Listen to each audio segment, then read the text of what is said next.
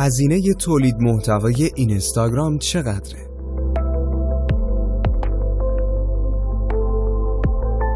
من سید محمد حسین حسینیان هستم از تیم پنتازوم.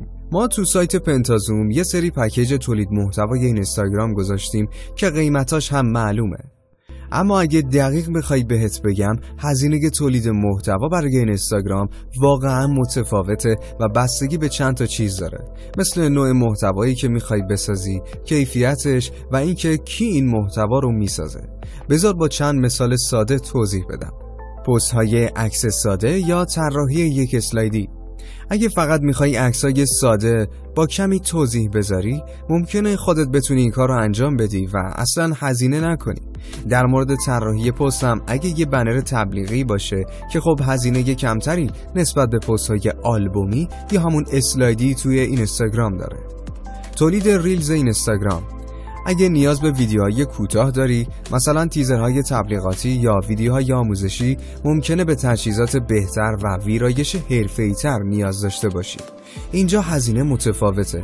البته یه چیزی هم که روی هزینه تولید ریلز تأثیر میذاره اینه که ویدیوی خام رو خودت میدی و فقط تدوین میخوای، یا نیاز به موشن گرافی داری، چند بار ادیت لازم داری، چقدر رو تولید محتوا حساس هستی و اصلا ریلز چند دقیقه‌ای میخوای. بعضیا نیاز دارن که روی ریلز صداگذاری بشه. این خدمات هم میخوای یا فقط موزیک روی ویدیو کافیه؟ محتوای خلاقانه و برندسازی.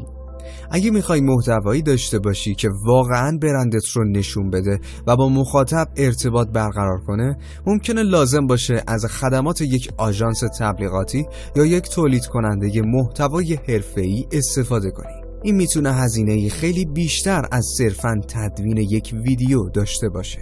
دلیلش هم اینه که برای اینکه همچین پستی داشته باشی، نیاز به فکر کردن و مشخص کردن یک استراتژی هست.